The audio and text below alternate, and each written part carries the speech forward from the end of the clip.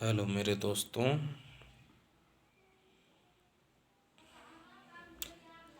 मैं अजय भाई आप लोग के समक्ष फिर एक बार आ गया हूँ। आप लोग जहाँ भी रहें दोस्त, मैं ये चाहता हूँ कि आप लोगों की गांव की याद ना आए। आपका अजय भाई हमेशा आप लोग से मिलता ही रहेगा। अजय भाई को ये चिंता रहती है कि आप लोग दूर दराज कंट्री में रहते हैं, इसलिए आप लोगों की याद ना आए गांव की। इसलिए मैं बार बार दोस्तों आया करता हूं आप लोगों के सामने। दोस्तों, मैं चाहूँगा कि आप लोग मुझे देखकर समझे कि हम घर में ही हैं, कहीं बाहर में नहीं हैं।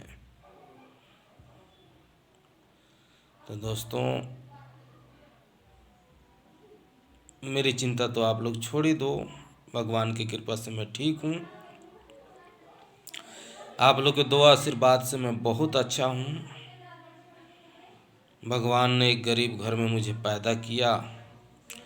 बहुत बहुत लाख धन्यवाद है प्रभु का, जो मेरे को ऐसे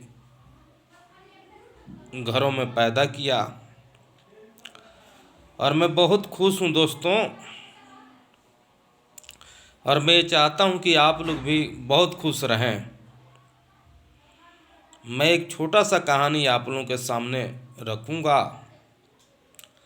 मैं चाहता हूँ कि आप लोग अपने जीवन चर्चा के लिए इतना करते हैं, तो इस कहानी के माध्यम से आप लोग अपने जीवन को संवार सकते हैं। चाणक्य नीति कहती है दोस्तों कि कोई मूर्ख आदमी से लगना नहीं चाहिए। अगर वो आपको गधा कहता है तो मान लेना चाहिए कि मैं गधा हूँ, क्योंकि उसके सामने सफाई देने की कोई ज़रूरत नहीं होती। तो दोस्तों, एक मैं कहानी सुनाऊंगा आप लोगों को। उसके बाद मैं आप लोगों को ज़्यादा समय लेना नहीं चाहता, इसलिए मैं जल्दी जल्दी बता रहा हूँ। एक गांव में सुनार रहता था दोस्त। एक छोटा सा गांव में एक सुनार रहता था। उसकी पेशा थी गांव में घुमा घुमा के अपना सामान बेचना। और जो भी कुछ बचता था दोस्त, उसमें से एक हीरे को या लाल को अपने एक बक्से में रख देता था, ताकि अंत समय में मुझे काम आए। आज मैं दोस्त बहुत जल्दी में कहानी सुना रहा हूँ। मैं चाहूँगा कि आप लोगों के दिन चर्चा में ये काम आए। तो रोज रखता था एक हीरा अपने बक्से में। गांव में घुमा घुमा कर अपना कारोबार करता था। जो भी बचता था बुढ़ापे के लिए एक हीरा रख देता था। अकस्मात एक दिन उसकी मृत्यु हो जाती है दोस्त। मृत्यु हो जाती है, छोटे से बच्चे रहते हैं उसके। बड़ी परेशानी घर पे आ जाती है। तो दोस्तों, उसकी माँ बोलती है कि ऐसा है कि तुम एक हीरा ले जाओ और अपने अंकल के दुकान पर बेच के आओ। हमारे देहाती भाषा में चाचा बोलते हैं। तो बेटा लेके जाता है अपने अंकल के दुकान पर। अंकल सोने जेवरात की दुकान करता है उसका। दोस्तों, वो ले जाता है हीरा, एक लाल निकाल के ले जाता है बक्से से और बोलता है, चाचा जी ये हीरा आप ले लीजिए और पिताजी के क्रियाक्रम के लिए मुझे इसका उचित मूल्य है दे दीजिए। चाचा बहुत बड़ा जोहरी था। वो हीरे को देखते ही समझ जाता है। कहता है, भतीजे एक काम करो, इस समय हीरे का रेट बहुत कम है, डाउन चल रहा है।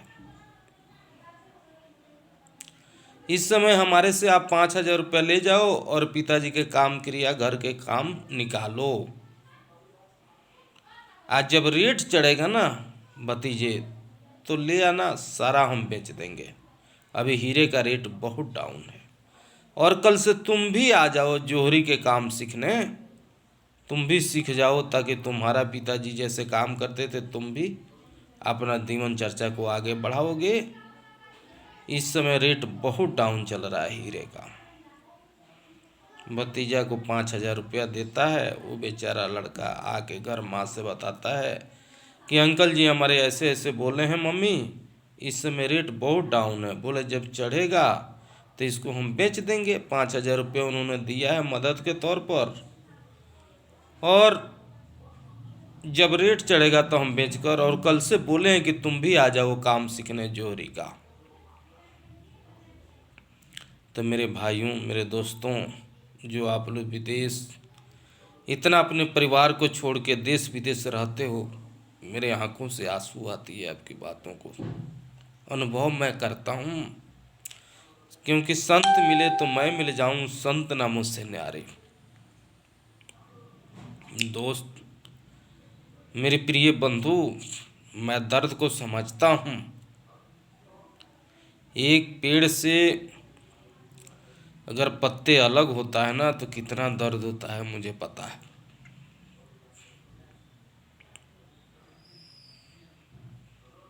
तो मेरे दोस्तों, वो अपने मम्मी से इस बातों को बताता है, और बताने के बाद 5,000 रुपया जो उनके अंकल दिए होते हैं उससे घर का कार्यक्रम चलाता है। कल से वो भी सीखने चला जाता है। जब बहुत दिन बीत गए दोस्त, मेरे भाइयों, मेरे बहनों, जरा गौर से सुनना। प्रभु ने सबको दिमाग दिया है, किसी किसी को अपना आशीर्वाद भी दिया है।